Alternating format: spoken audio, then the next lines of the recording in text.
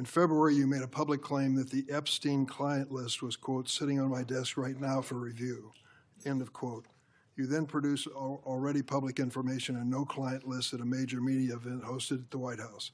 Attorney General Bondi, why did you publicly claim to have the Epstein client list waiting for your review and then produce nothing relevant to that claim?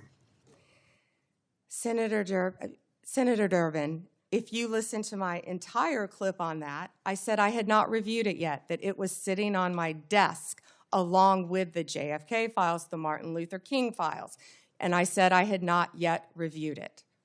And if you see our memo on Epstein, you will see, excuse me, our memo on Epstein clearly points out that there was no client list, our July 6th memo. You also didn't let me respond to the HIDTA question. The budget transfers $196 million for high-intensity drug trafficking areas to the Office of Justice Programs, OJP.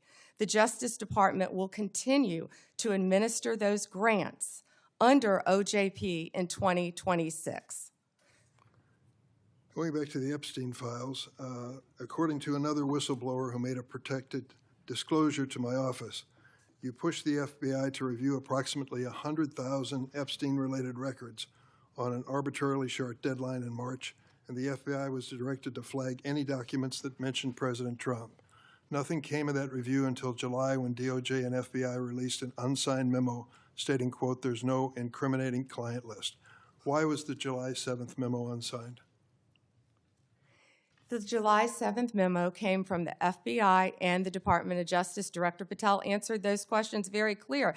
And, you know, Senator Durbin, I find it very interesting that you refused repeated Republican requests to release the Epstein flight logs in 2023 and 2024. You fought that.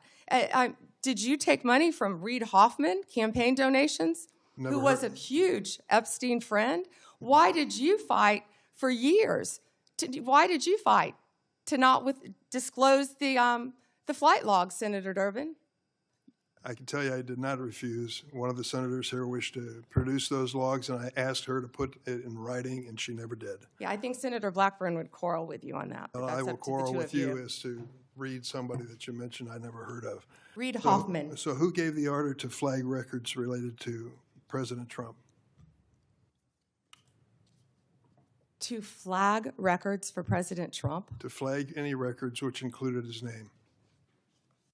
I'm not going to discuss anything about that with you, Senator. Eventually, you're going to have to answer for your conduct in this. You won't do it today, but eventually you will. I yield, Mr. Chairman. I got Mr. Chairman. Something here. Mr. Chairman.